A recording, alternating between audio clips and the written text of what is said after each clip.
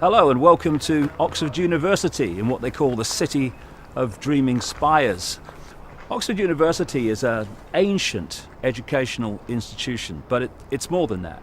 It's a place where elite students come to what is considered, probably quite rightly in many ways, an elite place of learning. But it's also a place where the Illuminati, this network of interbreeding families that manipulates our world in most extraordinary detail, targets and identifies students who can be developed and programmed to run the system on their behalf to their agenda in the future generations. And it's not just British students we're talking about. In the books I talk about something called Rhodes Scholarships. These are named after Cecil Rhodes, a massive Illuminati operative in the 19th century and the start of the 20th century. He died in 1902. And he left money to fund scholarships to Oxford University for overseas students who are selected by various people to be gifted the scholarship. And a lot of these people come here, they get educated and programmed into the globalist agenda, the centralized global agenda, and then they go back to their countries and they serve that agenda in various capacities. Perhaps the most famous Rhodes Scholar of recent times was Bill Clinton from Arkansas, who would have normally no chance of ending up here at Oxford University, but thanks to the Rhodes Scholarship, he was brought here, and he's served the agenda extremely well and in so many ways continues to do so.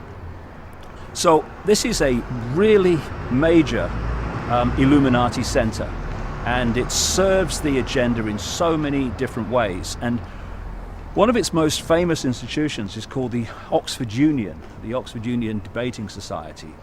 Goes back to the earlier years of the 1800s, and I've come here at their invitation to speak here tonight and present my information about how the world's controlled by a few and to what end.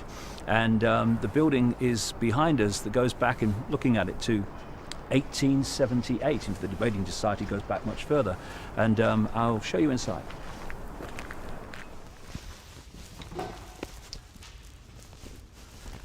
So this is the famous debating chamber of the Oxford Union.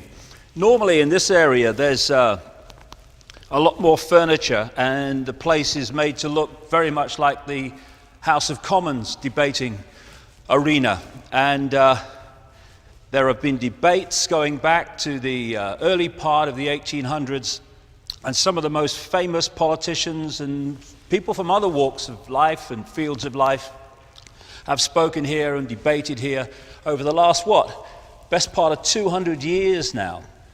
Not just British politicians and British personalities, but American presidents like Ronald Reagan, Jimmy Carter, and other famous American politicians like Robert Kennedy, and the seriously infamous Henry Kissinger. So it is a place where the great, the good, and the politically extremely ugly have performed and tried to persuade people to their point of view, which is something I won't be doing tonight, just giving people information and letting them come to their own point of view. But I doubt if the kind of information that I'm going to be presenting this evening will have been presented here, even in its long, long, long history. And it's not just famous people that have debated in this chamber. Many famous politicians have actually been part of the Union and have gone on to greater things. So many major British politicians have been through this almost training ground on how to debate, not just debate on things that you believe in, but debate on things you don't believe in and still make people think that you're right, even though even you don't believe what you're saying. That's the art of debating that they learn here, and that they take that into the false world of politics. So here are some of the famous people that have been involved in the Union going way back. This is Robert Cecil. He was secretary in 1848 and treasurer from 1840 to 1850, and the Cecil family were massive Illuminati, very much involved at the time of Cecil Rhodes and the Rhodes Scholarships and the Round Table Secret Society that Rhodes was involved in. This is a fella, this is an interesting one for me. This is Ted Heath. He was Prime Minister of Britain from 1970 to 74. He was the guy that signed us into the European Union as it's become. And he was president in 1939. And the last time I looked into Ted Heath's eyes, as I talk about in my books, they turned jet black, and I had a very, very strange experience with him. So he's going to be looking at me tonight because I'm going to be standing there. You'll enjoy it, Ted. Make your ears burn. This is Asquith, another famous Prime Minister of Britain, and Gladstone, the same. And this is a guy called Lord Jenkins, who was a Labour Chancellor of the Exchequer, very, very much involved in pressing the case for Britain to sign its freedom away into the European Union. Now, if we go over here, this is the President's chair, where the President sits during debates, and there's been some very famous presidents of the Oxford Union.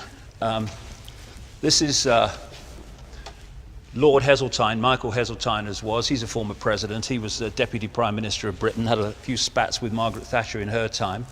Over here is Harold Macmillan, Conservative Prime Minister in the 1960s. And up here, these days, perhaps one of the most famous former presidents of the Oxford Union, Benazir Bhutto, who, of course, was assassinated not so long ago, former leader of Pakistan. And up the top of the stairs, round the back, there's a picture of, almost like a team picture of the officials of the Oxford Union in her day, and there's a very young-looking Benazir Bhutto who was to meet, all these years later, a sorry end in that sorry country. So that's some background to the Oxford Union and the university of which it is a part. And tonight's going to be interesting as we talk, probably for the first time in its entire history, about how the few control the world and to what end. I think the fact that he's preaching quite a positive message about women, especially espousing sort of the infinite consciousness and the fulfilment of potential before it's constricted by societal constructs. I think the fact that you can juxtapose that with the quite negative images portrayed in the mass market media, and choose your own way, as he says. I think people are open to hearing from what he said. I don't, in any sense, think that means that they took on board and followed what he said kind of literally. I think people digested it and thought and made up their own minds on it. I spoke to one person after, and they said they could follow it to a certain point, and then they thought, when he was talking about the world being a hologram and we're all holographic, that it kind of stepped over the boundary and kind of gone into something that was beyond reality. And you didn't think it was credible anymore. But they're an interesting set of views, and I guess that's why we've all come here today as well, to hear someone that is presenting something that's totally out there in comparison to what anyone else is saying. I think it was half and half. He said beforehand that he didn't want to... His role wasn't to persuade anyone, his role was simply to put some information out there and let people decide for themselves. So he wouldn't have achieved or not achieved on that basis. But I think he did a good job in accessing a lot of people there, making them think about things in a deeper way. There are obviously going to be some people there who came along simply to jibe or simply to laugh at him. And that's going to happen. He knows that happens everywhere. So there was an element of that. But also, I think there are a lot of people that made them think more about the world. And people shouldn't necessarily come to the conclusions that he has, just as I haven't. But I think thinking about these things is very healthy, and I think he's helping to just think about life in general. I don't think that's a harmful thing at all. Okay, so if you could just sum up and just say how you think it went down today in the Oxford Union. I'm not sure they're ready for it, but I'm not sure we ever will be. I hope we will.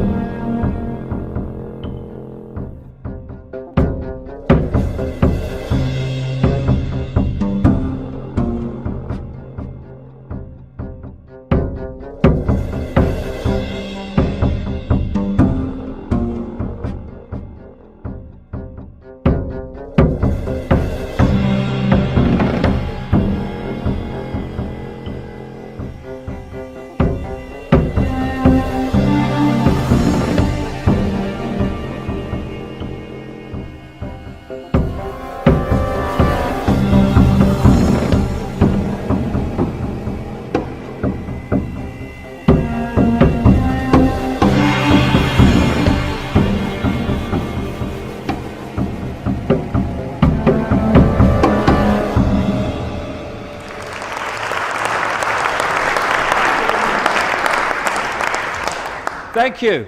Crikey. I went to Crown Hill Secondary Modern and after failing the 11 plus and left school at 15 to be a soccer player. So, speaking in the Oxford Union, me mum would be so sodding proud if she knew it existed. The theme that I'm going to talk about today is simply putting information before you that you wouldn't normally get through mainstream channels. It's not something that I'm trying to sell to you. It's not something I'm trying to get you to believe, because the world is drowning in fricking people standing up and telling others what they should think. Whether it's religion, whether it's politics, whether it's science, whatever it is, medicine, we're constantly being told, this is how it is, you must believe it, and if you don't believe it, you're wrong. So all I'm doing tonight is putting information before you, and what you make of it not only doesn't matter to me, it's none of my sodding business what you make of what I say. It's your business. And so I just want to emphasize from the start that I'm not here to get you to believe anything. Just to say there is another way of looking at this thing called life and world events as we hurtle by the day much more than ever appears in the mainstream media towards Orwell's society. Gandhi said, an error does not become truth by reason of multiplied propagation, nor does truth become error because no one will see it. He also said, even if you are in a minority of one, the truth is still the truth. The truth is not something you believe, the truth is something that is. And it's your relationship to it that is the decision we make. Obviously, there are different versions of truth, and there's different ways of looking at life. But truth itself is not something we believe, it is something that we align with or don't align with. So, in short, if one person is standing up and saying something, it doesn't mean it's not true. Just because everybody seems to be saying the same thing doesn't mean it is true. There was a time when, if I'd have stood here centuries ago and said the earth was round, guy's a nutter. What are you talking about? And it's interesting that if you want to suppress someone's sense of what's possible, all you need to do overwhelmingly is to suppress the information they receive about what is possible. And then boom, box.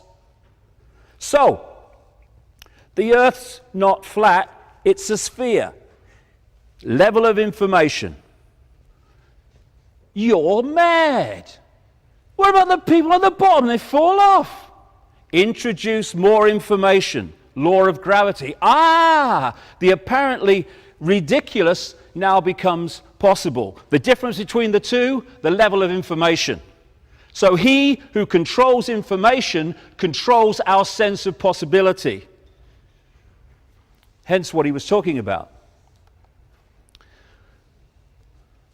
The world seems so utterly confusing. It seems so complex, so bewildering. What's this? What's that? How's that? What's going on? And the reason it seems so bewildering and so complex is because we lack the level of information in the mainstream, where most people get their information from, to understand what's going on and how the parts fit together.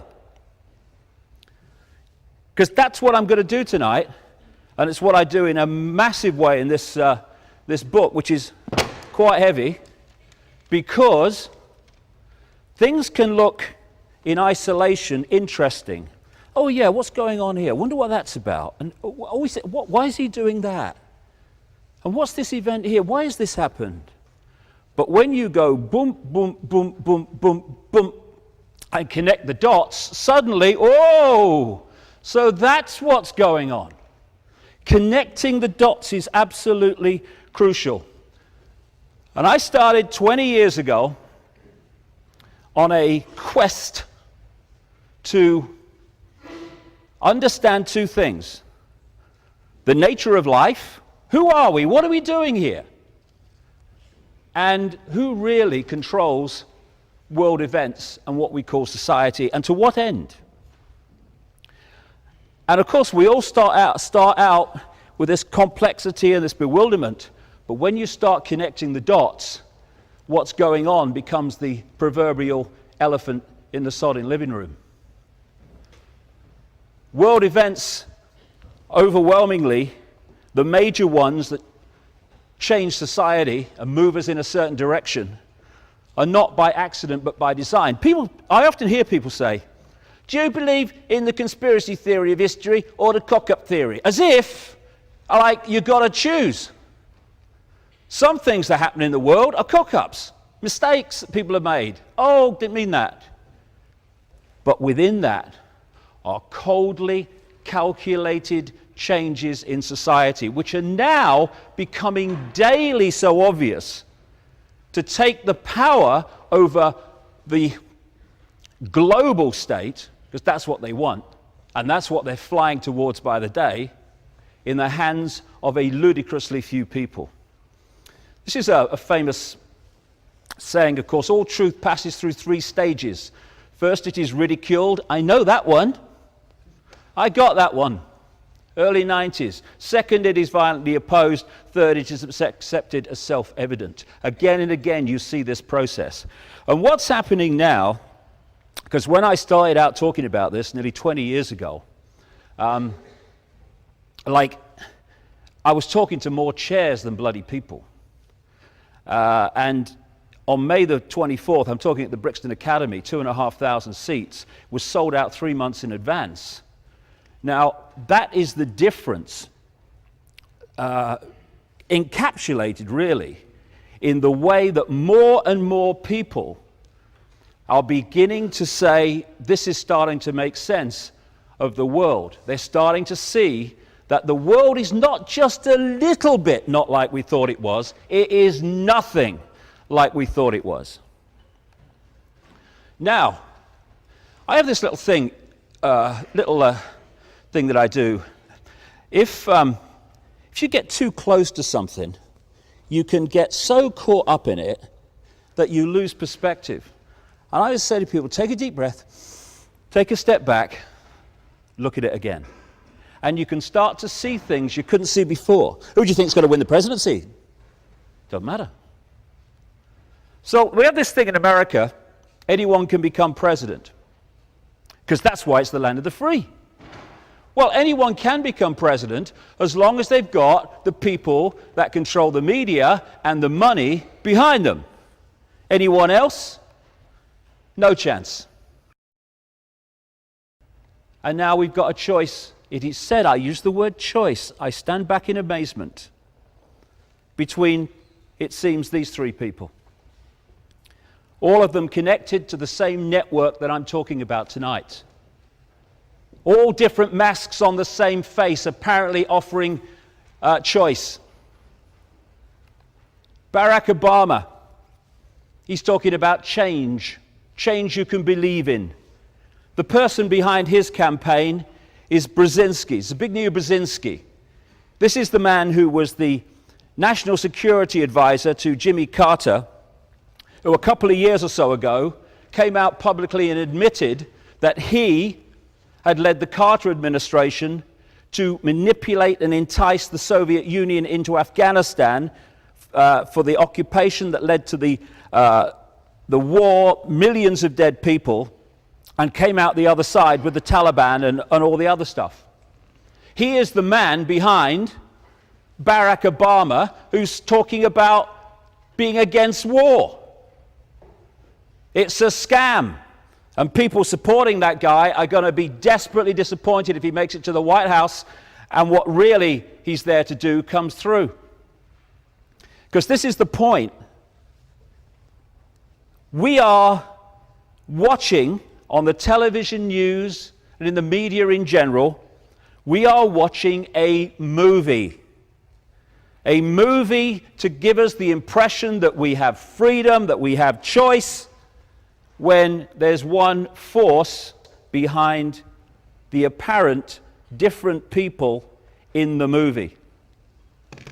And it's the same, not just within countries, but between countries, where you have the same force manipulating apparently different countries to the same end. It's not some kind of miracle of coincidence that a Labour Prime Minister was hand in glove with a Democrat President Clinton, and then when they change over there, he becomes equally, if not more, connected to a far-right Republican president in George Bush. It's because Bush and Clinton are controlled by the same network. Blair, Brown, all of them are controlled by the same network, and so they work to a common aim. And these people are far more frightened of the network than they are of public opinion, which is why Blair went massively against public opinion and caused himself enormous grief in terms of his popularity, because that was more acceptable to him than going against the network. They say that Blair was a puppet of George Bush. The fact is, they're both puppets of a force that controls both of them. Same in this country. We have this, what we have is this sleight of hand. And it works like this. The greatest form of dictatorship is a dictatorship where the people think they are free, because they will not rebel against not being free when they think they are. You can talk about fascist dictatorships and communist dictatorships, but where you have a dictatorship that the people can see, touch, and taste, where they understand the situation they're in, those kind of dictatorships have a finite life. It might take some time, but they have a finite life because the people know the situation and they can see who the controllers are. The greatest form of control is the prison without the bars, because people will sit there forever because they don't think they're in a prison cell. And one of the ways that they scam this is having two parties overwhelmingly in most countries, and they just keep changing them every now and again. And when the party is in government, it introduces the agenda for further and further centralization of power. The opposition party opposes it. Oh, we have choice. Then there's a farce called an election, and the two parties change sides. Now the party that was opposing centralization of power is in government, it's introducing it. The party that was introducing it in power is now opposing it. Oh, we have choice. And the other thing they do is if they want a certain person in power, like they wanted Blair and like they wanted Margaret Thatcher, then all they do is create mayhem in the opposing party.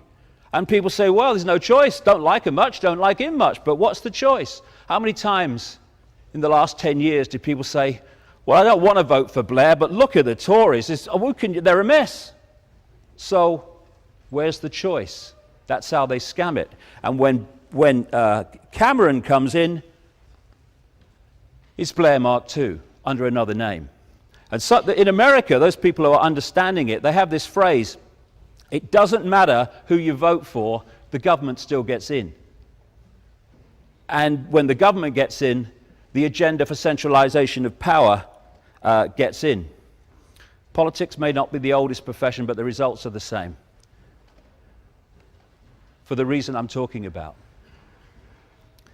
Now, this is all possible because we have allowed ourselves as human beings to become a herd of unthinking sheep. We've been manipulated to be so, and only by acquiescing to it is it possible for the few to control the many. We're fed the movie constantly. I worked in journalism for years.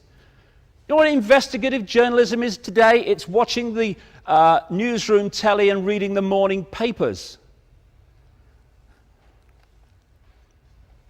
This is what so many humans have allowed themselves to become. And when we do, when we acquiesce to the herd mentality, then the few can control the many. And it's happening on a bigger and bigger scale.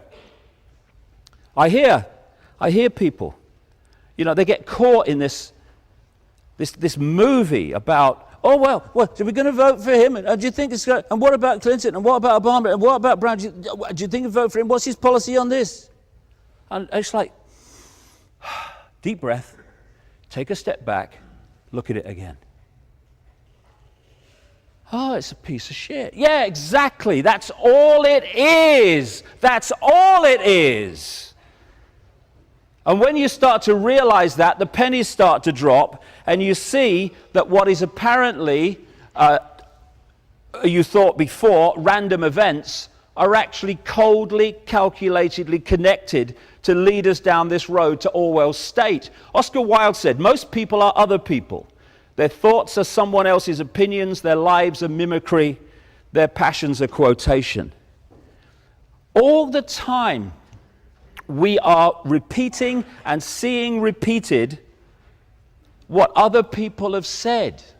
And you hear things like, everyone knows that, mate. Well, I don't know that, so there's one less than everyone. We've made a start. How did you know that? Oh, well, I heard a so-and-so told me. Repeating. Repeaters. And we repeated ourselves into a state of total acquiescence to the movie version of reality in vast numbers of people. We have teacher repeaters who take what they've learned at teacher training college or whatever, they take what they're told to teach in the curriculum, and they teach it, repeating. All over society, it's just repeaters. How do you know that? Well, it says that in this book. Well, how does he know that?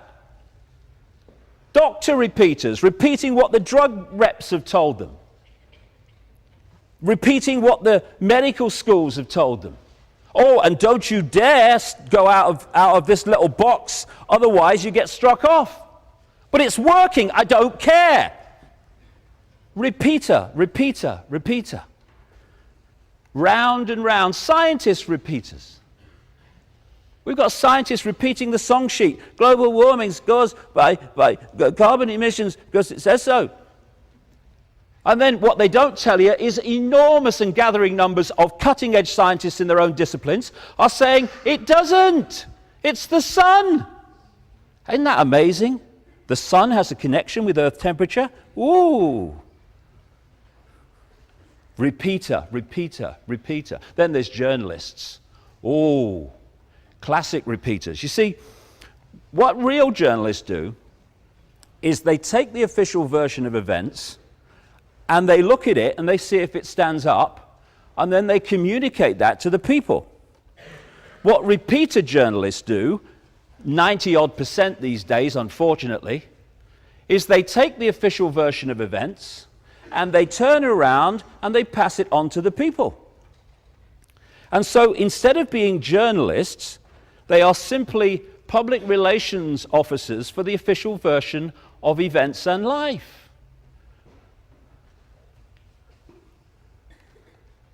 And then there's politician repeaters.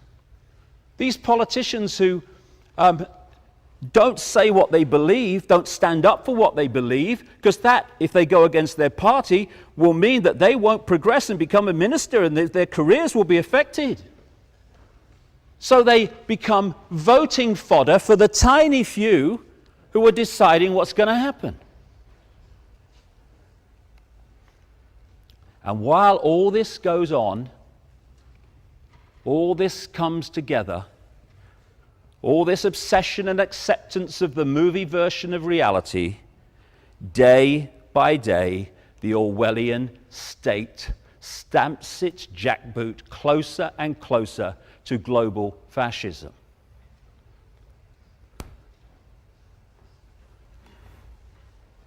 H.L. Mencken again said, "The most dangerous man to any government is the man who is able to think things out for himself. Almost inevitably, he comes to the conclusion that the government he lives under is dishonest, insane, and intolerable." Why is that? Because governments are not there to serve people. They are there to control people and direct people down a certain agenda road.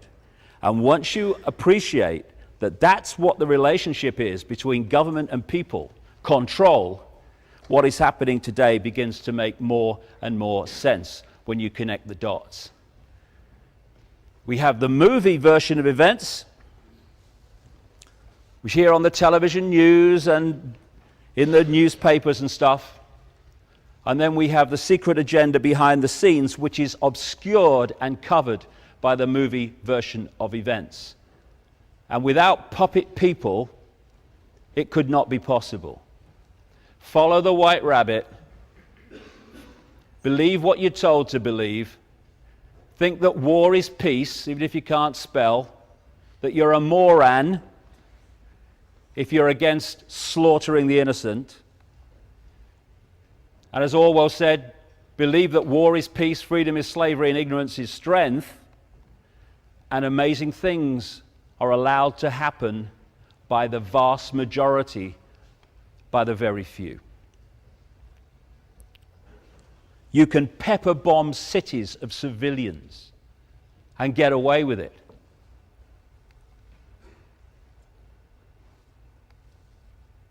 This is what they don't want you to see, what's really happening in these wars of freedom. That's what's really happening. What do they want you to see? Hey, here's a game show. Watch this. Shut up. Hey, honey, I think he's going for the car.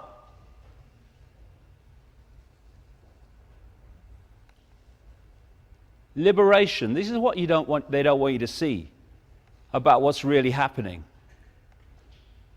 Instead, let's have a moral debate about Janet Jackson's breast at the Super Bowl. I'm morally outraged that this should happen. There was a moral outrage across America when this happened at the Super Bowl a couple of years ago or so. Where's the moral outrage? Where's the real immorality? This is what depleted uranium does to Iraqi kids. But never mind, hey, Jerry Springer's on. Hey, we've got some boneheads here being manipulated to have a fight on live television. Hey, honey, he's going to hit him. It's a mind game.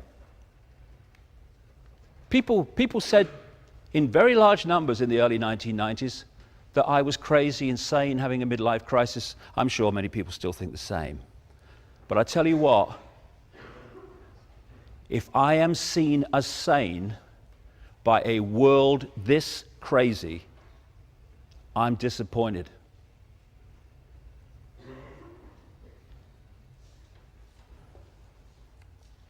It seems, like I say, desperately confusing and bewildering, this world, because we don't have the coordinates. I'm just going to go through a few. Coordinate number one, let's get this one out of the way. The biggest terrorists are not in the street, they're in government. At best, terrorists in the street can kill a few hundred people, maybe 1,000 or so sometimes.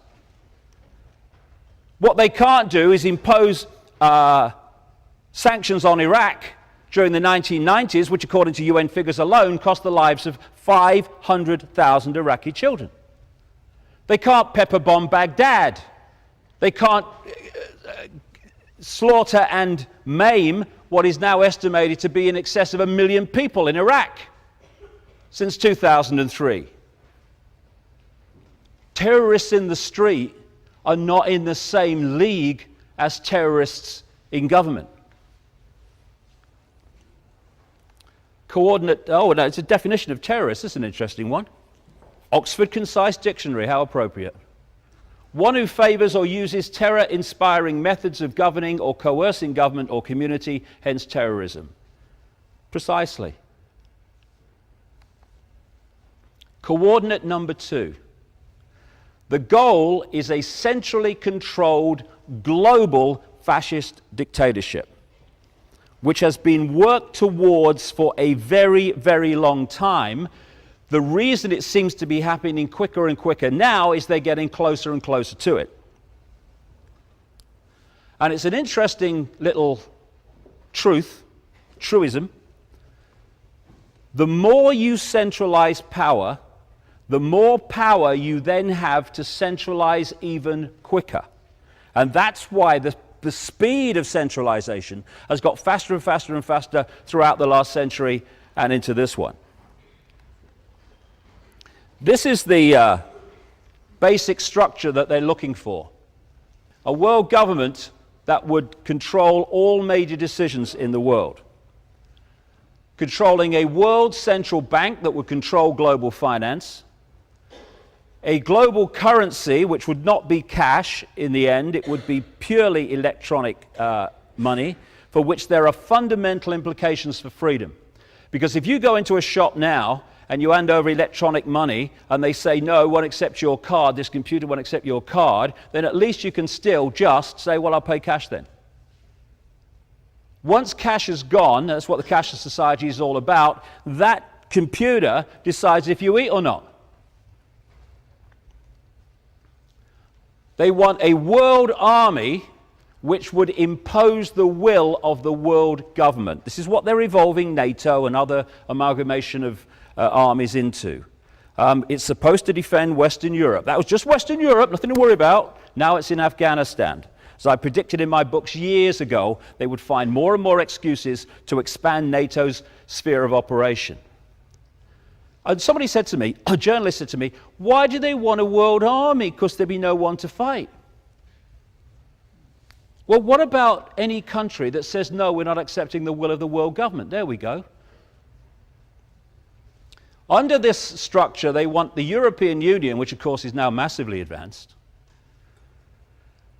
the American Union, the North American Union, Mexico, America, and Canada is well advanced behind the scenes. The Pacific Union, the Asia-Pacific Union, and the African Union, which they already have. And under that would become nation states which they want in the end to break up into regions so that there's no unity of defiance to the edifice of power above them. And the reason for centralization of power is very simple. Any dictatorship that wants to control the many from the few has to centralize decision-making. The more diversity of decision-making there is, the less control any central power is going to have over it. And you look in every area of our lives, centralization of power is going on and on and on. So when we're looking at identity cards, I mentioned on that previous slide, the last point there was the microchip population. When we look at identity cards, that's not the end. That's just the stepping stone. I said years ago, way back in the early 90s, to much hilarity, that the agenda was to create a microchipped population linked to a global computer. Well, people ain't laughing anymore because microchipping is becoming more and more prevalent. The ID card is only part of the move towards it. The idea is for microchip people. In the end, babies microchipped at birth after they leave the womb as part of the birth process.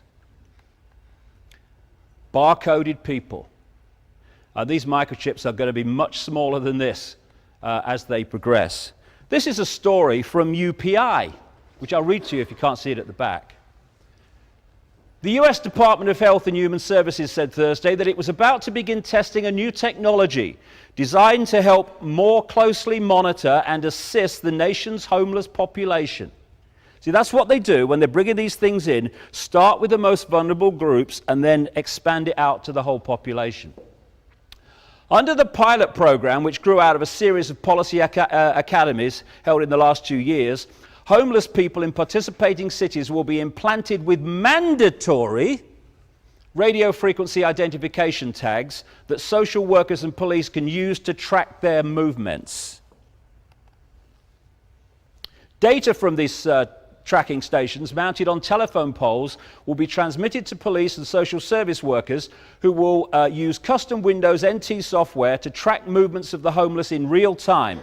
In what has become a chronic social problem, people living in shelters and on the streets do not seek adequate medical care and frequently contribute to the rising crime rate in major cities. Supporters of these subdermal chips tracking say the technology will discourage implanted homeless men and women from committing crimes while making it easier for government workers to provide social services such as delivering food and medicine. Oh, that's very kind of them. This is the world that we're so rapidly moving into. Same shit, different asshole. Except this is fascism at the technological cutting edge, which allows more control than ever Hitler could get. Coordinate 3. How do they do this?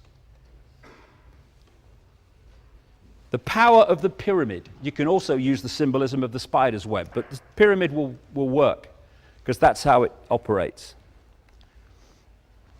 The system operates in its structure a system of pyramids within pyramids, like Russian dolls, one doll inside a bigger doll, inside a bigger doll, inside a bigger doll. They have pyramids inside bigger pyramids, inside bigger pyramids. If you look at any organization today, this university, for instance, any government, any business, any corporation, they're structured as a pyramid. At the bottom, you've got the vast majority of the people working for that organization. And as you go up the pyramid, you're meeting fewer and fewer people, but they know more and more about the agenda than those below them. It goes the other way and the other way, of course. And then eventually, you get to the capstone of the pyramid, the organization, and there are the tiny few people who are the only people that know how it all fits together and know what the real agenda is. Everyone else is at different levels of ignorance for what the organization's really about. And the idea is to hoard knowledge, some of it very, very advanced knowledge, well beyond anything we see in the public arena, in the hands of the few, and to keep the mass of the people in ignorance of that knowledge. And if I know really significant things, like the nature of reality and how we create it, and I keep it from everyone else, I am suddenly in a position of massive power. Because of this pyramid system, the network of interbreeding bloodline families going way back to the ancient world, they occupy the capstone of the pyramid. The people we think are in control, like prime ministers, presidents, heads of the World Bank, etc., they're much lower. They are not the people in power. They are the people who are placed in positions to administer into reality the policy dictated from the shadows, from people that the mass of the population have no awareness even exist, let alone how they're manipulating the system. So people focus on Bush, and they say, oh, it's Bush, he's a vehicle. He's not Big Brother.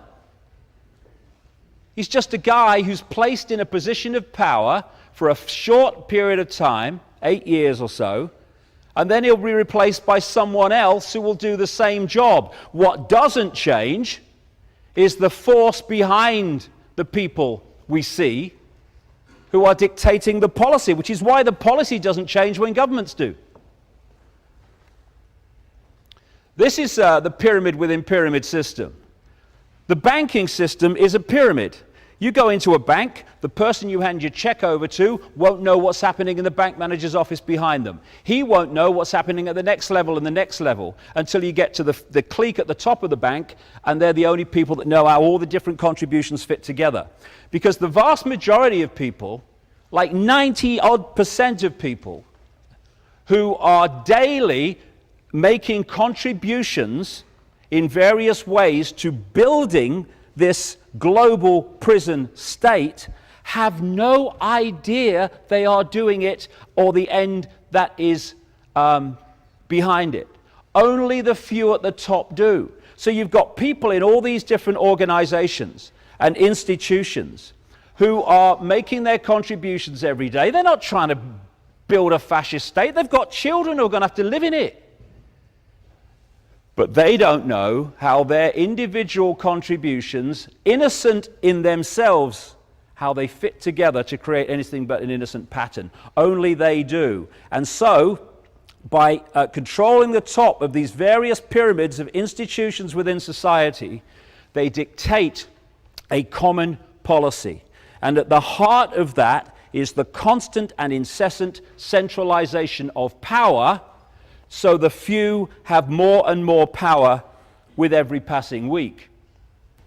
This is the top of the pyramid, manipulating those representing the top of the pyramid in the movie to create the manipulation that takes us down the road to tyranny. And if you look at the Masonic structure, or any structure of any secret society, it's just the same. Because alongside this network of interbreeding families, you have the secret society network, which they use to make sure either they or their gophers occupy the positions of power. So here you have the Masonic structure. The vast majority of Freemasons, because people say, it's the Freemasons. No, it's not. The vast majority of Freemasons haven't got a clue what their organization's part of. Only the few do. These different secret societies, like the Freemasons, the Knights of Malta, the Knights Templar, all these different ones, they feed the chosen few up into this other pyramid that I'll call the Illuminati pyramid, but these organizations don't like to give themselves names, because you try researching an organization that doesn't have a name. Not easy, so you have to give it one. But Illuminati is one they do use. And it's at this level of the game where the real knowledge is and the real manipulation comes from. So even the vast majority of people in secret societies have no clue what it's all about. This is Albert Pike, infamous and famous Freemason in America, absolutely almost worshipped by the Freemasonic community in America.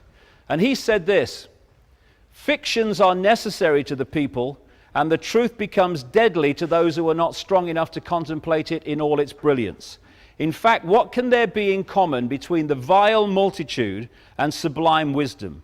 The truth must be kept secret, and the masses need a teaching proportioned to their imperfect reason." That is exactly the game, to keep that knowledge in the hands of the few and the mass of the people in ignorance of that knowledge. Coordinate 3, techniques of manipulation that take them along the road to this Orwellian state. If I've made any contribution at all in the last 20 years, I think one of the things that has had the biggest impact was to invent the term problem, reaction, solution for something that was known before as the Hegelian dialectic. And it describes a technique of mass manipulation that is devastatingly simple and devastatingly effective. I'm about to describe 9/11. What happens, this is the 33rd degree of Freemasonry, by the way. They have a motto, ordo ab chaos, order out of chaos. That is problem, reaction, solution. Creating the problem, then offering the solution to it. After 9/11, George Bush said, "You're free and freedom is beautiful, and you know it'll take time to restore chaos and order out of chaos, but we will." Problem, reaction, solution is that same thing, order out of chaos. Works like this. You want to change the world in a way that you know if you do it openly, you're going to get a massive public resistance, like all these Orwellian changes that are going on today. So you don't do it openly. You play this technique. Stage 1, you covertly create a problem. It could be a terrorist event, it could be a war, it could be a run on a currency, whatever suits the solution you want to provide. You then tell, and we come back to what I was talking about earlier, you then tell the public through an unquestioning mainstream media, overwhelmingly with honorable exceptions, the version of that problem that you want them to believe, i.e. Lee Harvey Oswald killed Kennedy with a bullet that turned corners. That amazingly efficient, effective terror on 9/11 was orchestrated from some guy in a cave in Afghanistan. Hope he had a mobile phone. You want people to believe, you have to create a false villain to hide the fact that you're really behind it. You want the public at stage 2 to react with fear, with outrage, and words to the effect of, something must be done, this can't go on, what are they going to do about it? At which point you, who have covertly created the problem, glean that public reaction, or at least the acceptance that something must be done.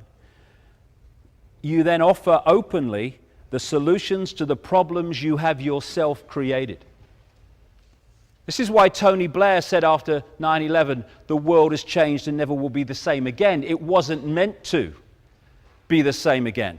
If you look at the two world wars, I've got the Second World War here. If you look after the First World War, the power in the world was in far fewer hands than it was before the start. We had the first attempt at a global body, the League of Nations. After the Second World War, power was in dramatically fewer hands than it was before the start, with the World Bank and the IMF and all these global institutions that emerged. And what you had, and I go into this in great detail in my books, you had the same force behind the Nazis and funding them, and you had the same force funding the Soviet Union, funding Britain, funding America. There's a guy, I said in my books years ago that the Bush family, through a guy called Prescott Bush, who is the grandfather of the current president, funded Hitler to a massive extent through a bank called the Union Banking Corporation, which interfaced with the banking and steel empire of a guy called Fritz Thyssen, who was acknowledged as one of the major funders of Hitler. And people just kind of dismissed this and, oh no, can't be. And then a guy came out who is the head of the Holocaust Museum down in Florida, who came out publicly and said, yeah, the Bush family's fortune came from funding the Nazis through Prescott Bush. So you fund both sides, you bring them into a war, and then that changes society forever. And at the end of the war, you say, look, we've had 2 world wars in just a few years here, and the people are tired and in a desperate state, waiting for any solution to this problem. So, what was the solution?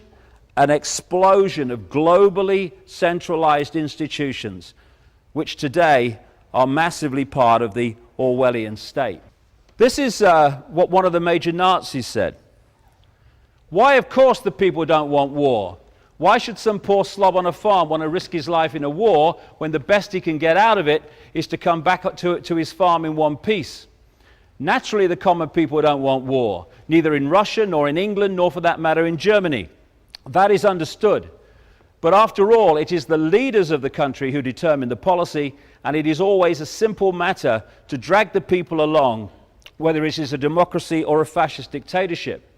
Voice or no voice, the people can always be brought to the bidding of the leaders. That is easy. All you have to do is tell them they are being attacked and denounce the peacemakers for their lack of patriotism and exposing the country to danger. It works the same in any country and in any generation.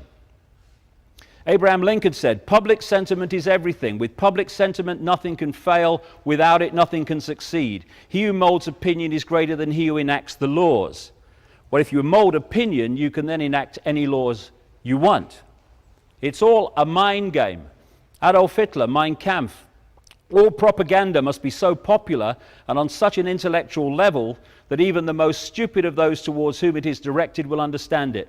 People can be made to perceive paradise as hell and the other way round, to consider the most wretched sort of life as paradise. So it's all a mind game. That's what problem reaction solution is. And there's another version now No problem reaction solution. Weapons of mass destruction in Iraq. You don't even need a real problem, just the perception of one to justify the action that was taken.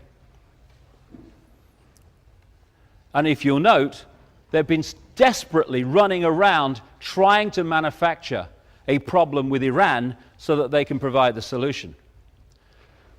This is Donald Rumsfeld, the Defense Secretary in America when the War on Terror was launched and everything, and the war with Iraq. In 1983, he went to Saddam Hussein on behalf of the Reagan-Bush administration to arrange for the shipment of biological and chemical weapons to Iraq, the very same weapons that were used against the Kurds. It came out in government documents in 2002. This was a newspaper report. Donald Rumsfeld, the US Defense Secretary and one of the most strident critics of Saddam Hussein, met the Iraqi president in 1983 to ease the way for US companies to sell biological and chemical weapons, including anthrax and bubonic plague cultures, according to newly declassified US government documents. Donald Rumsfeld was also on the board of a company called ABB, European engineering giant, when they sold nuclear technology to North Korea, and when Rumsfeld became defense secretary, he used the fact that there was a nuclear situation in North Korea to target that country and condemn that country. This is how problem reaction solution works. Create the problem and then offer the solution. The other technique that runs alongside this, I call the totalitarian tiptoe. You know from the start that you're going from A to Z. But you know if you go in giant leaps, people are going to look up and say, what's going on? Because the change is so vast and clear. So what you do with a totalitarian tiptoe is you go in little steps, as big as you can get away with, mind, and every single step is projected to the people as unconnected to all the others. That's how we went in Europe from a free trade area, good for jobs, nothing to worry about, into what is now a centralized superstate, and they ain't finished yet. The totalitarian tiptoe. This is how we're going in changes in legislation day after day after day to the Orwellian society. Except that since 9/11, it's more like the totalitarian sprint. I've heard people say over the years, what that David Icke guy is saying about this global conspiracy, centralized power and all that stuff, a load of rubbish. And then I see the same people going, stop globalization, stop globalization. What is globalization? It is the public face of the very agenda that I've been talking about for nearly 20 years. The agenda of centralizing power on a global level in every area of our lives. I know some people, good luck to them. They get to the level of transnational corporations and they say that's the reason for globalization.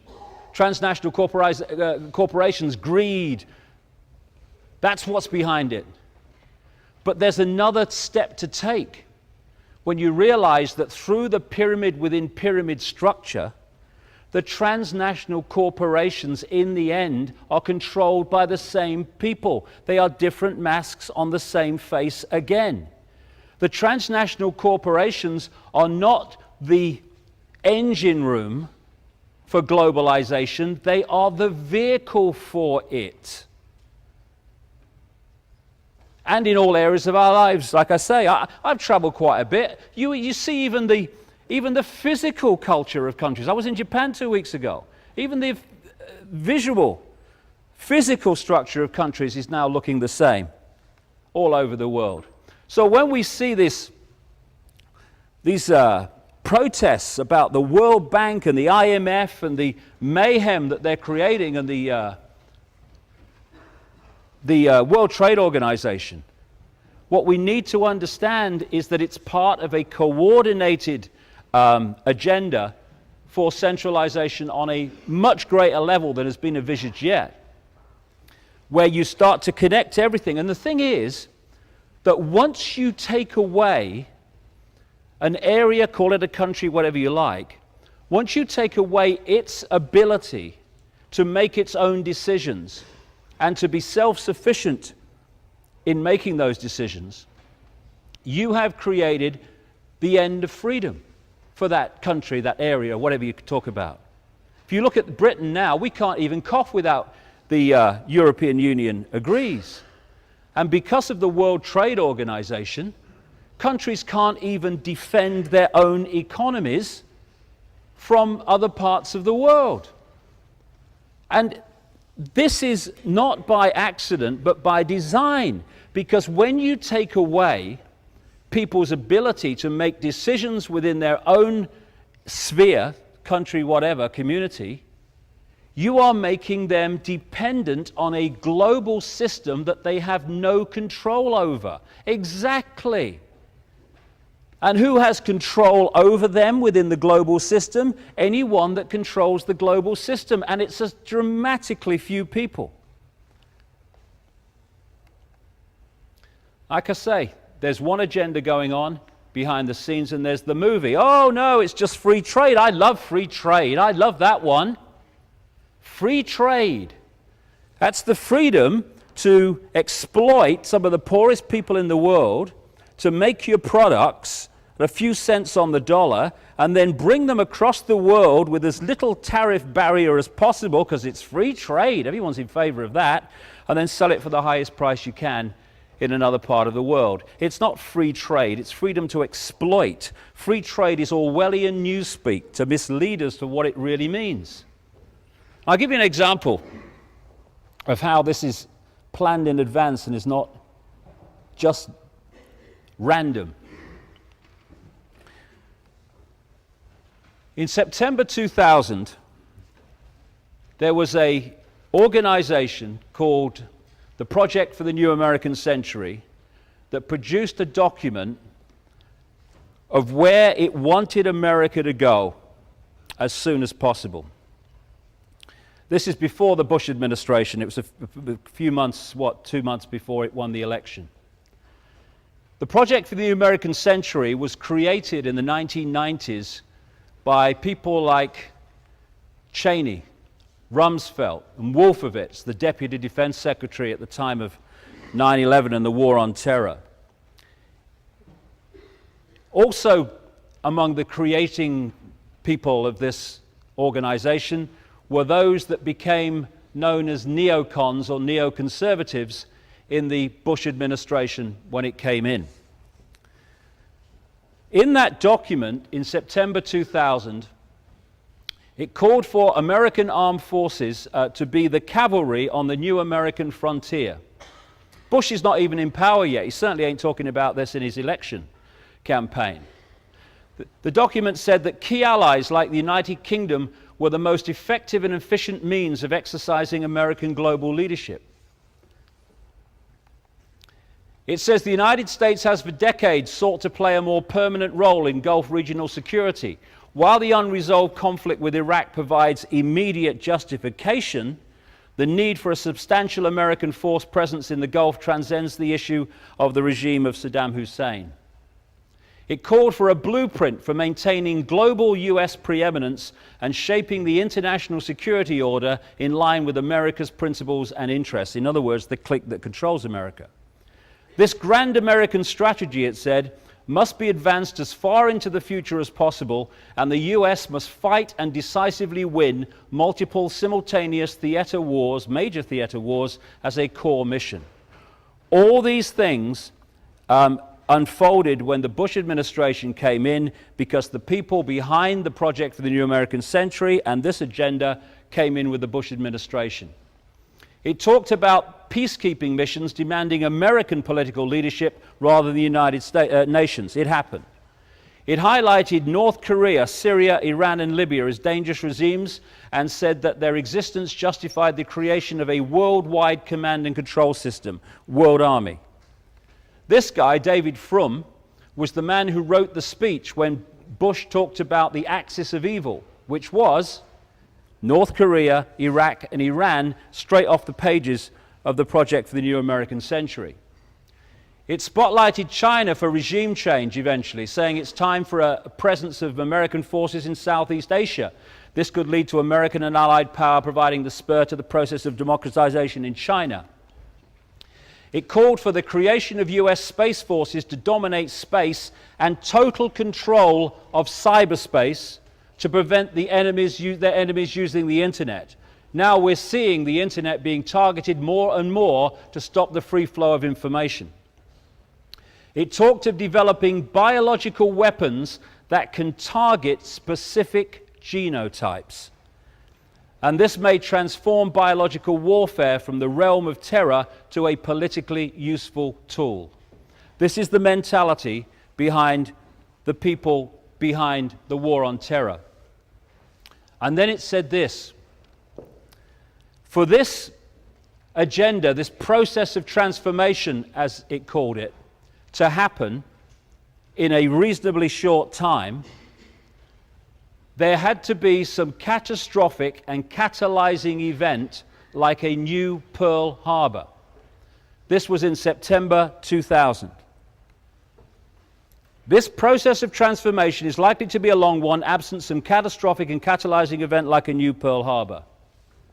1 year to the month after that document was published, and 9 months after the people behind it came to power with Bush, America had what Bush called at the time our Pearl Harbor, 9/11.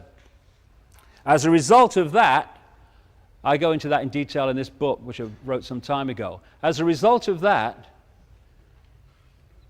9/11 horror, the great list of things in that document have been justified into place by that event.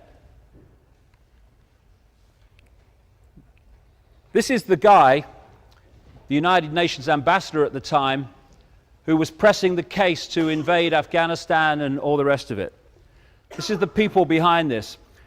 John Pilger in the New Statesman said of this guy, John Negroponte, how appropriate that John Negroponte is Bush's ambassador at the United Nations. This week he delivered America's threat to the world that it may require to attack more and more countries. As US ambassador to Honduras in the early 1980s, Negroponte oversaw American funding of the regime's death squads, known as Battalion 316, that wiped out the democratic opposition, while the CIA ran its Contra war of terror against neighboring Nicaragua. Murdering teachers and slitting the throats of midwives were a speciality. These are the people that launched the war on terror.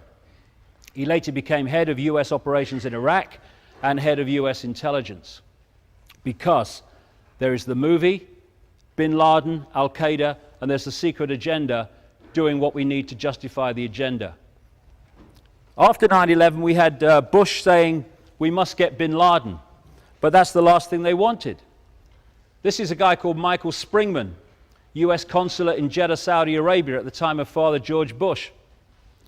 In Saudi Arabia, I was repeatedly ordered by high-level State Department officials to issue visas to unqualified applicants. These were essentially people who had no ties either to Saudi Arabia or to their own country. I complained bitterly at the time there. I returned to the US, I complained to the State Department here, to the General Accounting Office, to the Bureau of Diplomatic Security, and to the Inspector General's office. I was met with silence. What I was protesting was, in reality, an effort to bring recruits rounded up by Osama bin Laden to the US for terrorist training by the CIA. They would then be returned to Afghanistan to fight the then Soviets. Greg Palast, a real journalist, in his report on Newsnight at the time, I received a phone call from a high-placed member of a US intelligence agency. He tells me that while there's been constraints on investigating Saudis under George Bush, it's gotten much worse. After the elections, the agencies were told to back off investigating the bin Ladens and Saudi royals, and that angered agents. This was in the period before 9/11, in the months before 9/11. And Robin Cook, the former foreign secretary, who unfortunately died of a heart attack when he had lots of things to say on this, he said in a Guardian article just before he died, throughout the 80s, bin Laden was armed by the CIA and funded by the Saudis to wage jihad against the Russian occupation of Afghanistan. Al-Qaeda, literally the database, was originally the computer file of thousands of mujahideen who were recruited and trained with the help of the CIA to defeat the Russians. They created the problem and then offer the solution, which is a war on terror that, by its very nature, is a war you can never say has ended. A war without end. And here we have Barack Obama.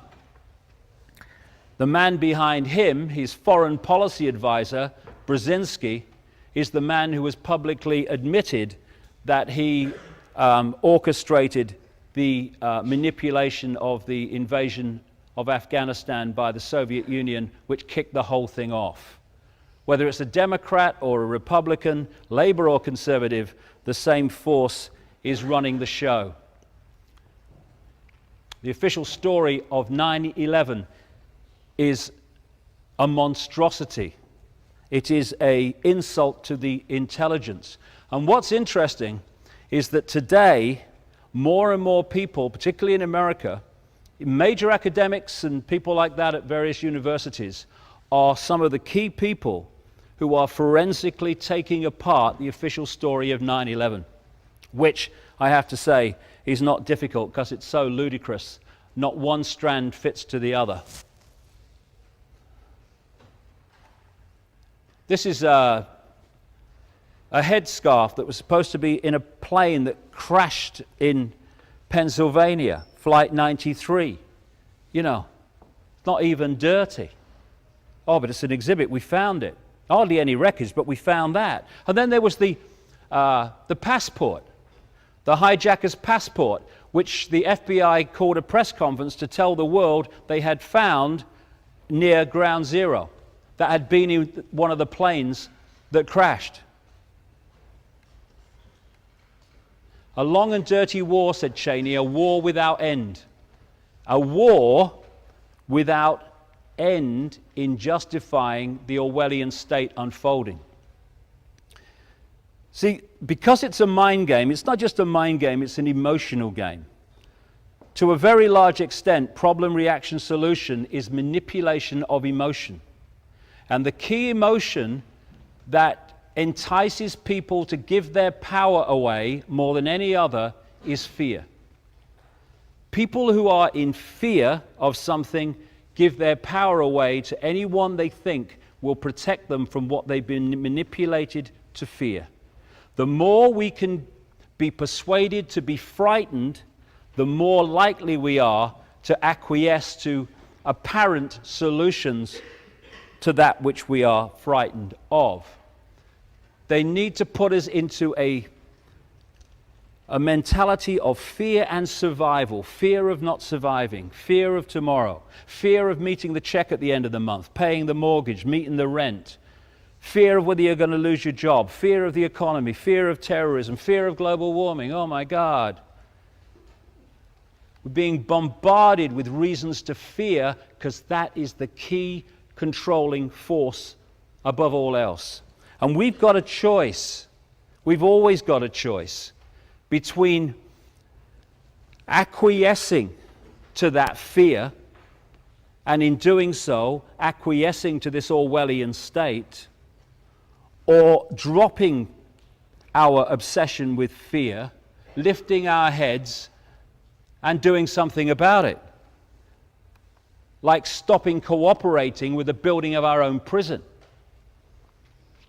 Since 9/11, the Orwellian state has gone into orbit.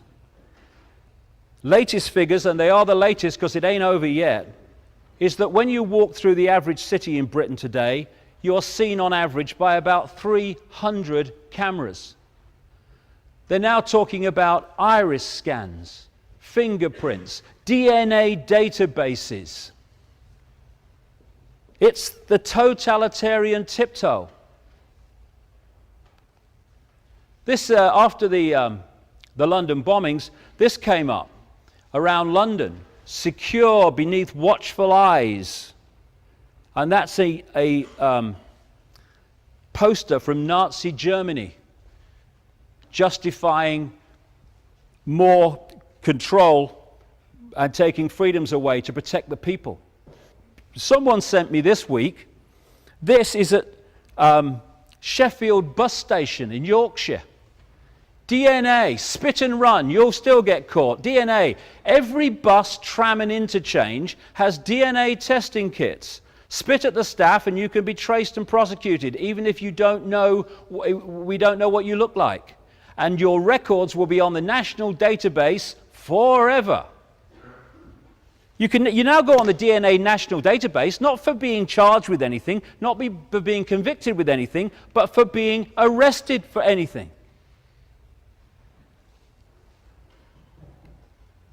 There you go. Watch the terrorists among you. Turn the people to police the people. I promise never to question authority or bring up my rights. Stop asking questions. Quiet. Shut up. Hey, here's a free speech zone. How about that? See, there is freedom. Just nowhere near anyone else. I mean, this is not sometime over the rainbow, maybe eventually. This is unfolding before our eyes by the day now. This is what Hitler said to justify the creation of the Gestapo. An evil exists that threatens every man, woman, and child of this great nation. We must take steps to ensure our domestic security and protect our homeland. That is almost word for word what they said to justify the creation of what they call Homeland Security in America. And we're now talking about Homeland Security in this country. It's become the new stock phrase, like I say. The technological version of what we've already seen, but on a global level. Hello, elephant in the living room. And like I keep coming back to, it's a mind game, because mind, if you control someone's mind, you control their behavior, their perception, everything. And what all this is doing on a deeper level of the psyche is turning us in, that's the idea and the attempt, to turn us into the equivalent of laboratory rats in a maze. They do these horrific experiments, I think they're horrific, just my view, where they'll have mice or rats going up and down this maze, and they'll go down certain channels and they'll get a shock. And they'll go again and they get a shock and they turn back. And eventually, they've been shocked so many times that they don't go down that channel anymore. You take the electrical equipment away, they can go down the channel without being shocked. They don't go. Because they have been manipulated into acquiescence, manipulated into line. And what is happening to us all the time, more and more, is we're being told what we can't do this, we can't do that. You can't say that. Political correctness, Orwellian's newspeak, in other words. You can't say this, you can't do that. Oh no, you can't go there. Oh yes, you can't put that in your waste bin. You've got to put it here. You've got to put there. There's a fine if you do that. And what it's all done, speed cameras. Oh crikey, you know, the speed camera. What am I doing? And it's getting more and more and more and more. And it's the equivalent of all these shocks on the laboratory rat, and eventually you can fall into a state of total subservience and acquiescence. And that's the idea. It's a mind game. One other thing, before I kind of change direction in the last little bit. This has become another buzz phrase, international law. I hear it all the time. Do you know, I heard people, the time of the invasion of Iraq, saying the invasion was wrong because it was against international law. So, if international law said it was all right to go and slaughter the innocent on a vast scale, that's all right then. No, of course it's not. International law is irrelevant to that. Immorality is what we should be talking about. Not that it's against international law. But what is international law? It is a law that everyone on the planet has to obey.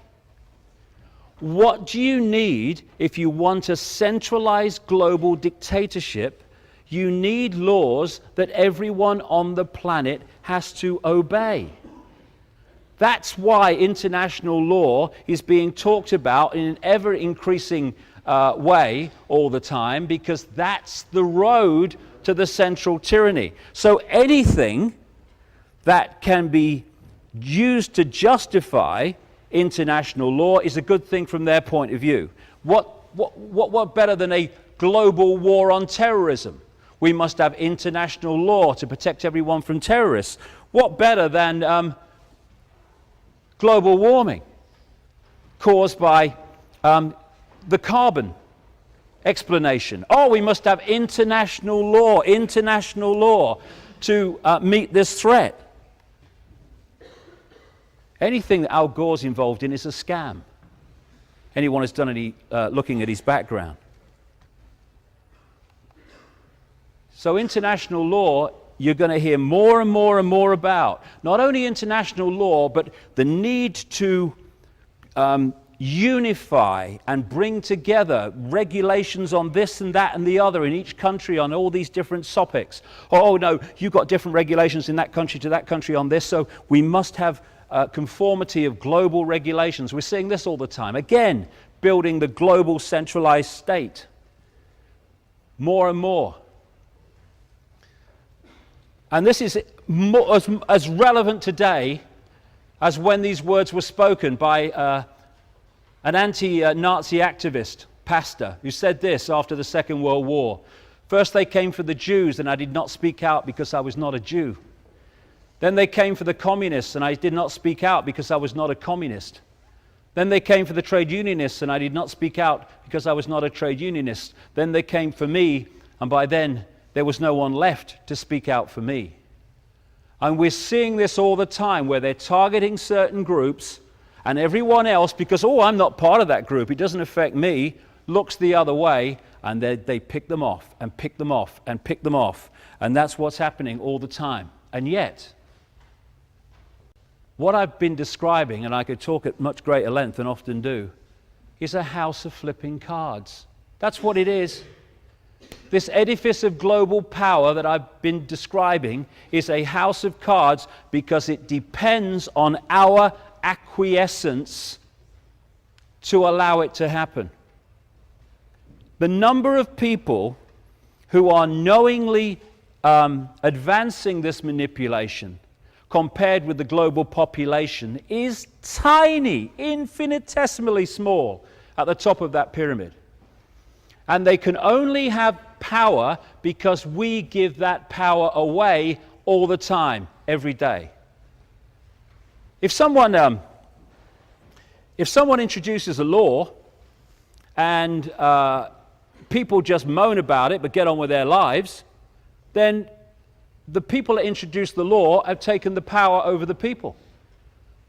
When people see a law that's unfair and in some kind of unity say, we're not having this, we're not doing this, we're not accepting this, this is fascism.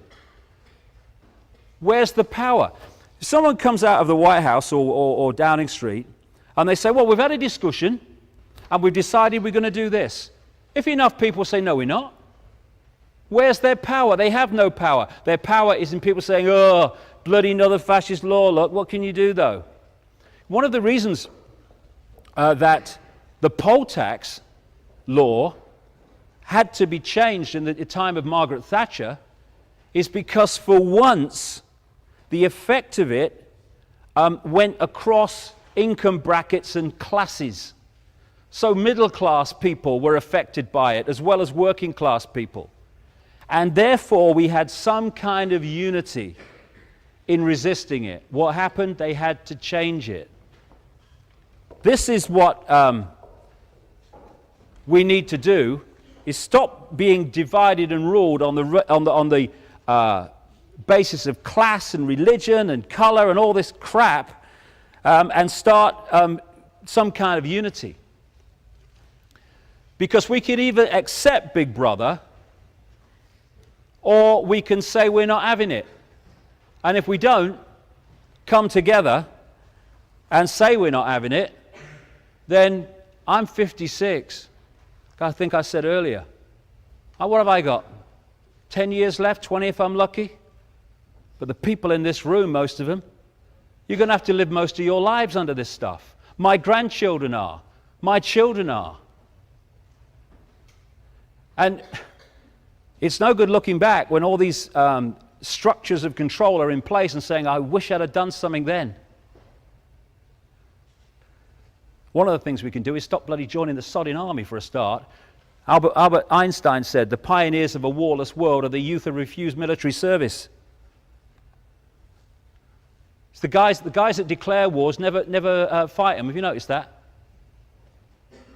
If George Bush had been on the front line in Iraq when the first bullet was fired, he'd been under a bed in Houston when the second bugger went off. Oh no, we declare wars, you go and fight them. But more than anything, we need to free our minds, because it's through our minds that this control, this acquiescence, this herd mentality that allows this to happen is unfolding.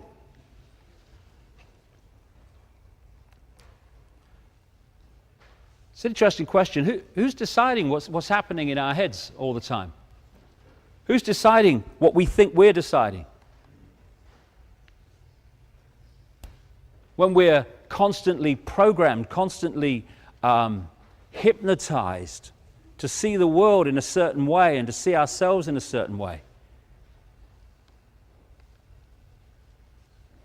Even from the earliest ages, it starts.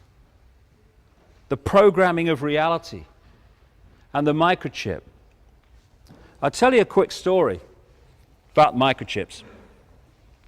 In 1997, I got a call from someone I know asking if I would meet a CIA scientist in America, because he wanted to tell me things that he wanted to get out into the public domain, but he couldn't do it for reasons that became obvious.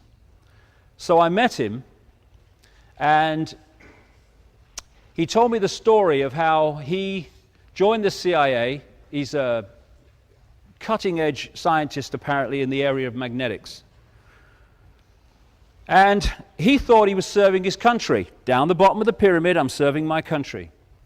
He soon realized that the agenda that I'm talking about is actually happening and being orchestrated behind the scenes.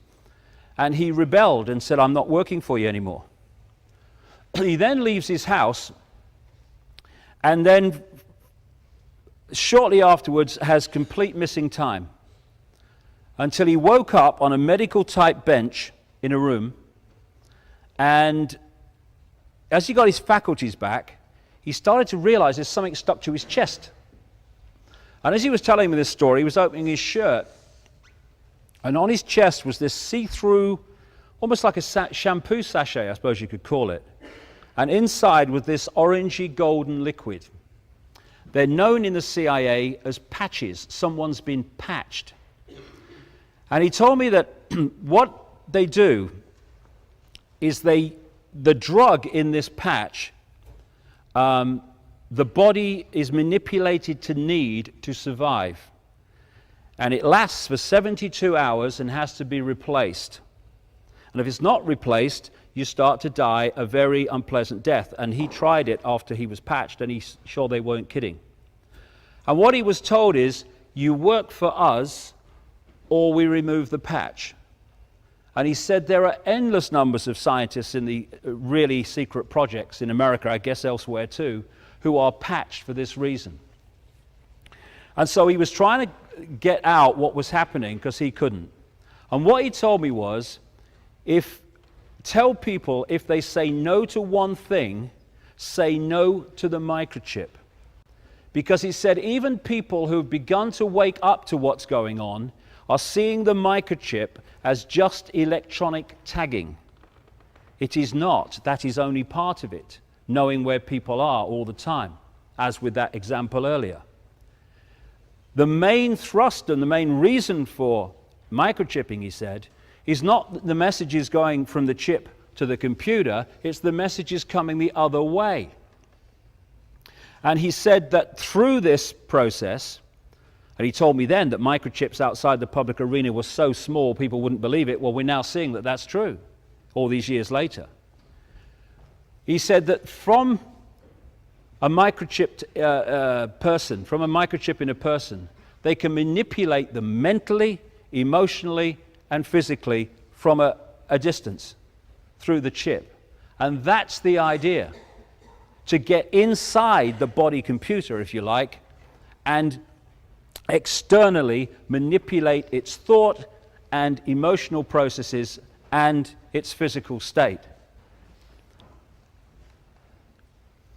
The Matrix movies I found very interesting. There were lots of very good symbolism in there, where the Neo character is told by the Morpheus character that he's a slave and that he needs to recognize he's a slave. And that's the first step to freedom. The first step to freedom within this gathering Orwellian world is to realize that we are in a gathering Orwellian world. Because once that realization comes, then we start to see the bars. We're no longer sitting in a cell without bars thinking we're free. We can start to see the bars. Once you see the bars, you can start to think, well, what do I do about it? And then the next thing, that we want to be free. That we don't want to be sheep anymore. That we want to take our minds back. That we want to have our own opinions and our own views, and not those that are bombarded at us daily through education and through the media and all the other sources of so-called information. And then there's the transformation, where you open your mind and break the spell that so many people are under, the hypnotic spell of seeing the world in a certain way. And when you realize, or you start to transform, you realize a staggering fact, which the cutting edge of science is now beginning even to identify, that this world we think is physical is an illusion. It's an illusion. There is no out there in terms of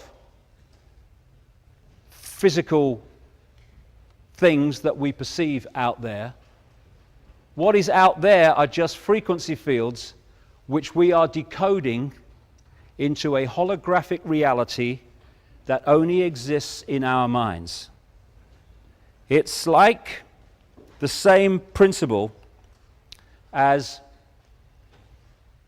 a television. The only place that television exists as we perceive television, which is programs on the screen in pictures, is on the screen. Everywhere else, television is frequency fields and electrical circuits. The only place that the internet exists as we perceive the internet, in graphics and texts and websites, is on the computer screen. Everywhere else, they are electronic circuits, etc. And our reality is a reality that we decode from frequency fields into apparently a physical world, but it's just a holographic illusion. And therefore, if you know that that's what we're doing, and the population have no idea that that's what they're doing, you are suddenly in an extraordinarily powerful place to manipulate how we perceive reality en masse. I mean, these pictures, very simple pictures, are actually flat pictures on a pavement, which look three-dimensional because of the way our brain reads them. That pinky color is exactly the same in both lines, but our brain reads them differently because of the way it's laid out and the colors around them. Most people will read this as a bird in the bush because that's what it appears to say. It actually says a bird in the bush. The brain has decoded it on the basis of what it thinks should be there. Some people will see optical at the top, some people will see illusion. Some people will see good, some people will see evil. It's the way our brain decodes reality. These are real simple examples, but it gets much more complex. As Einstein said, reality is an illusion, albeit a persistent one. This world that we think is kind of infinite is like a television channel, holographic television channel. In the space that I'm occupying now are all the television channels and radio station frequencies broadcasting to Oxford. I can't see them, they can't see each other because they're operating on different wavelengths. You get a television or a radio and tune it to one of those wavelengths, bingo, that's your station, that's your reality. Move the dial, another station, new reality, but the station you've just moved from hasn't ceased to broadcast, it's simply broadcasting in exactly the same way, but you're not tuned to it anymore. These physical bodies lock us in to a frequency range, a lens through which we perceive reality, which we call the physical world.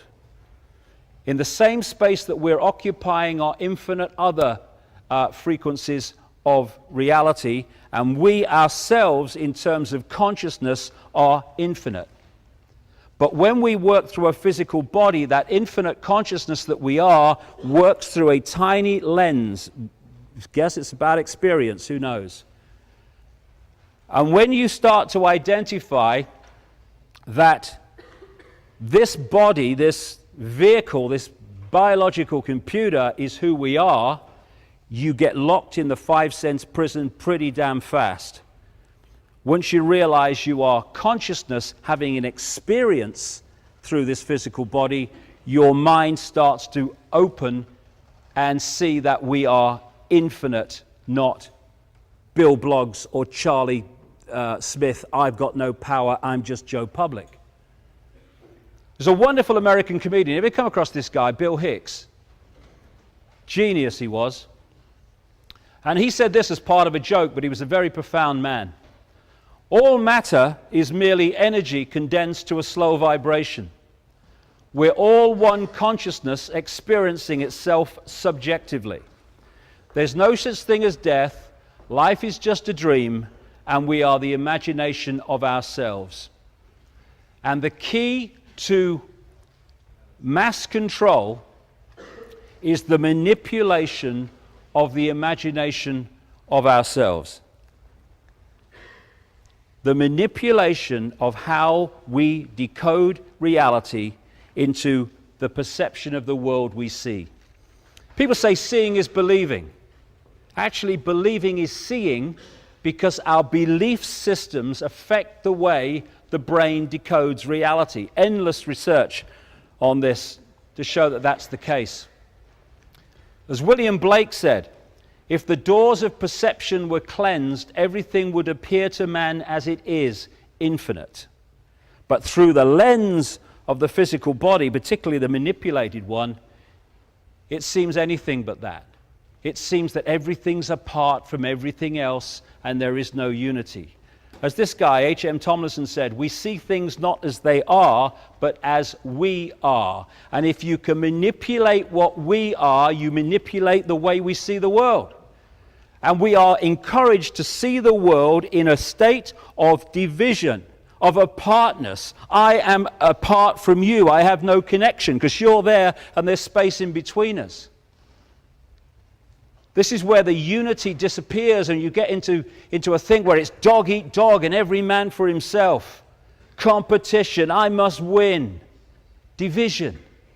When we are all one consciousness, experiencing itself subjectively, having an experience through different physical forms. But we are one consciousness that has been set at war with itself by the manipulation of divide and rule and all these other things. The body's a biological computer. It has the ability to think to a very high level itself. And if we drop into what I call body consciousness, where we perceive everything only through the 5 senses, then we lock into that body level of consciousness which can perceive only this world. And sees the world in terms of division, of apartness, of disunity. When we become conscious, you start to see that everything is one. We're all expressions of each other. Rene Descartes, talking about self-identity, said, "I think, therefore I am." I would suggest it's more like, "I compute, therefore I am." Because these computers are programmable. You can program them to decode reality in a way that suits the agenda. And they have massively. Someone like Paul McKenna, simple things that he does, programs the brain to decode reality in the way that it has been manipulated and programmed to do so. Whether you saw this thing on Top Gear some years ago, where he got this guy Hammond in this car through hypnosis to believe that he was driving a real Porsche 911.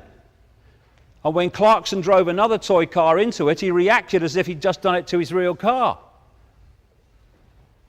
And many other things that he did under hypnosis. Why? Because he had been implanted with a belief which then edited his reality to fit the belief. And this is happening on a mass scale. The human race, overwhelmingly, is under mass hypnosis, programmed to see itself and the world in a certain way. Humanity, asleep. When people start to get it, and start to see the world in a much different way, they use this term. They say, "I woke up." Exactly. Waking up from the trance we've been put into. And what's the biggest hypnotist on planet Earth? The box in the corner of the room, which is constantly telling us what to believe is real, what to believe is possible, what to believe is right, what to believe is wrong, what to believe is moral and immoral, what to believe. Hypnosis is what it is. We see things not as they are, but as we are. And when we see the world only through the five senses, because I'm Joe Bloggs and Ethel Smith, and we drop into body consciousness alone, then we drop into a box of limitation. And once we have stopped connecting with higher levels of our consciousness and observing the world from that point, we only have one place to go to get a fix on who we are and the nature of reality, and that's out there through the eyes and the ears. And who controls that? The mainstream media, the education system. Put them in the box, lock them in body consciousness, then program the computer to see the world the way that suits our agenda. Know thyself. How many people even think about that? Who am I? What am I doing here? What time's EastEnders on, Nunny? This is, I've done a lot of research on near-death experiences and what people have experienced in the near-death state. And I thought this one was brilliant. This is what one guy said he experienced. Everything from the beginning, my birth, my ancestors, my children, my wife, everything comes together simultaneously. I saw everything about me and about everyone who was around me. I saw everything they were thinking now, what they thought then, what was happening before, what was happening now.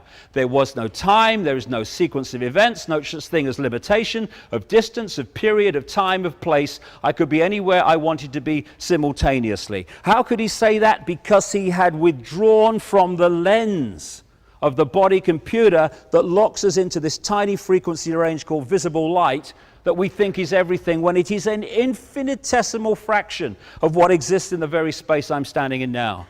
That's who we are, and look what we've allowed ourselves to become by being told what to believe and what to perceive. We live in the equivalent of a holographic internet, as I call it. The world seems so solid, but then they say it's made of atoms which have no solidity. How is that? Because it's an illusion. Solidity is decoded. We're decoding the equivalent of the wireless internet. Around me now, around all of us now, is this wireless internet. And we are decoding it into holographic reality that we call the world. That's what it is. We are receiver transmitters of information. And if you can manipulate the computer, you can manipulate what it can perceive and what it can access. You know, one of those shaman people, the tabloid newspapers, he's a witch doctor, stupid, primitive. This is what one of them said. We are perceivers, we are awareness, we are not objects, we have no solidity, we are boundless. We, or rather our reason, forget this, and thus we entrap the totality of ourselves in a vicious circle from which we rarely emerge in our lifetime. We are awareness, that's what we are. And the idea of the manipulators is to limit that awareness as much as possible so that we only see ourselves in limited apartness terms. We are living in a holographic world, a holographic universe, where that's a holographic print. It's basically a frequency field. And when you put a laser on it, bingo, it becomes a three-dimensional, apparently solid form. That's the world we live in. Again, holograms can look as solid as you and me. That's good, because we are holograms at the physical level. That's what we're decoding. That's what reality is. Reality is frequency fields which we decode into this so-called physical world. In the Matrix, he was seeing people like that, and then when he went through that transformation to another level of consciousness, he started seeing people like that on the right. Why? Because that's what we are at the physical level. And manipulating how we do it is the way this world is controlled. This is a wonderful book, I do recommend it, called The Holographic Universe. And there's a wonderful story in there which sums up what I'm saying here. The writer, Michael Talbot, talked about something he experienced when his father had a party and had a stage hypnotist along to do party tricks. What he did was make people eat a potato and think it was an apple. How does he do that? He implants the belief that the person's eating an apple, and we don't taste with the tongue. The tongue passes electrical signals to the brain, which are decoded. And the implanted belief decodes the potato into the taste of an apple, and the person tastes the apple. And he got this one guy called Tom, and as he was about to bring him out from the trance state, whatever you want to call it, he said to him, when I bring you back to a waking state, Tom, you're not going to be able to see your daughter in the room. And so before he did that, he led the daughter. Tom was sitting down, and he put the daughter right in front of Tom, so he's looking in his daughter's belly. He brings him out, apparently. Can you see your daughter in the room, Tom? Tom's looking around. No, she's not here. She's giggling, he can't hear her. The hypnotist went behind the daughter and put his hand in the small of her back and said, I'm holding something, Tom. What am I holding? He said, well, you're holding a watch. It was so obvious to him. The daughter's between him and the watch. He said, there's an inscription on the watch, Tom. What does it say? And he peered forward. He read the inscription. His daughter's here. Now, if I said that within mainstream versions of perception and reality and what this world is, people will say it's impossible. But it's not. The only place that room existed in a physical form, holographically, was in Tom's decoded reality. By putting the implanted belief that his daughter was not in the room into Tom's mind/brain, his brain ceased to decode that energy field of the daughter into holographic form. So everyone else in the room was there holographically to be seen as physical, but not his daughter, because he had not decoded her. It's exactly the same principle that in China they cannot access vast amounts of the internet because they are firewalled off. And that's what belief does. It firewalls off perception. And that's why we are bombarded with belief, belief, belief, not least belief in division instead of unity. So we end up like this. We end up locked in bubbles of imprisoned perception instead of being the free, infinite, multidimensional beings that we really are. And by disturbing the computer, you can distort massively the computer's ability to decode and perceive in the way that it should do. Not least through fear, but the stuff that we're pouring into ourselves and our kids. What is the body?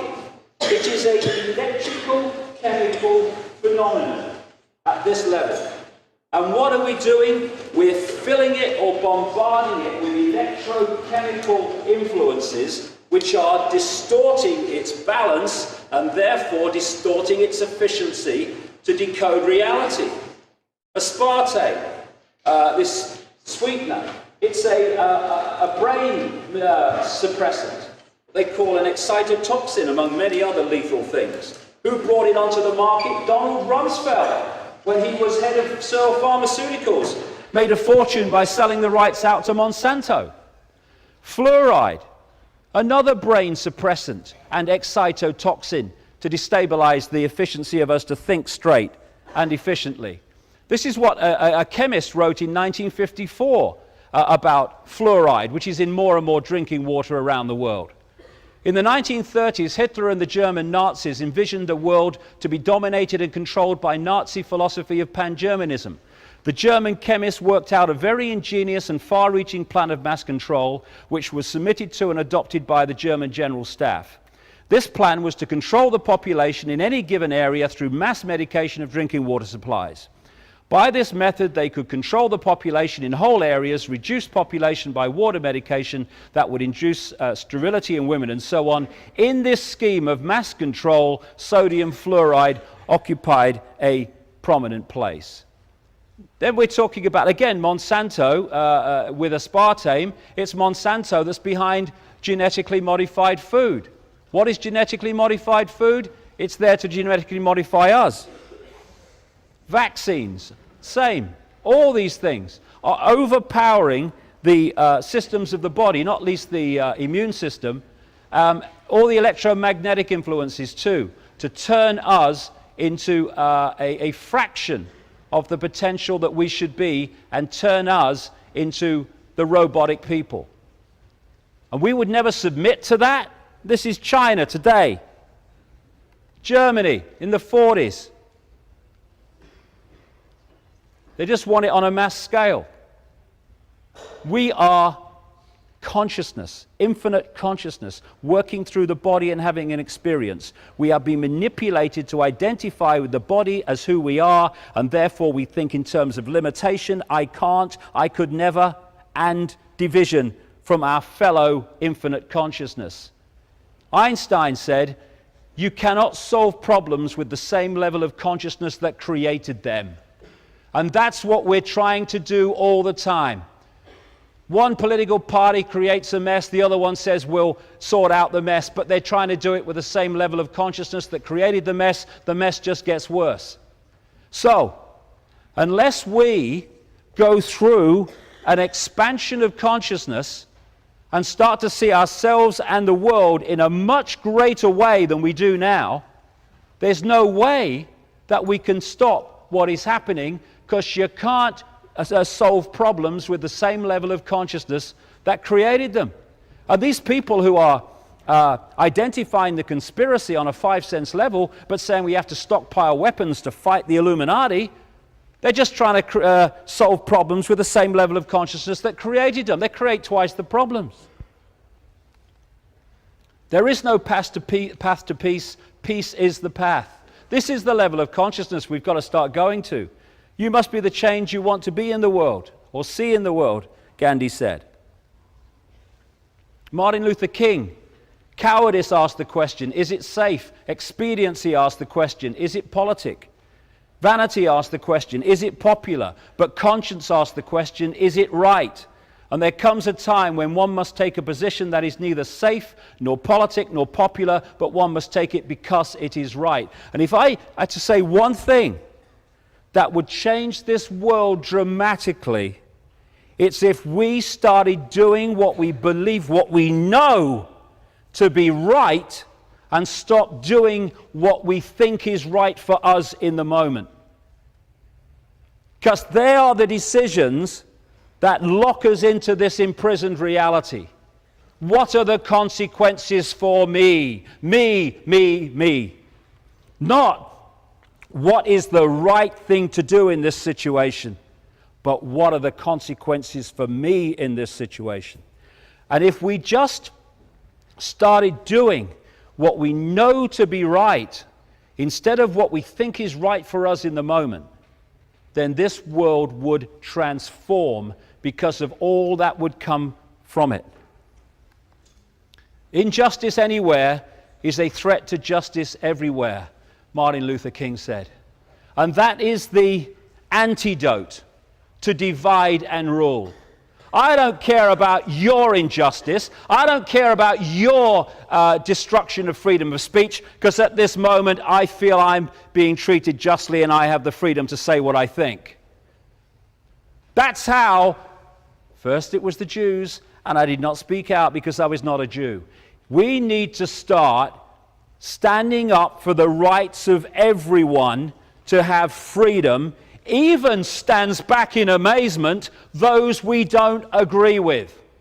And then we might have some kind of chance of living in a free society and not an Orwellian state, transforming from this society to this society. And it's a time to choose, because like I say, this ain't coming sometime never. This is unfolding by the day.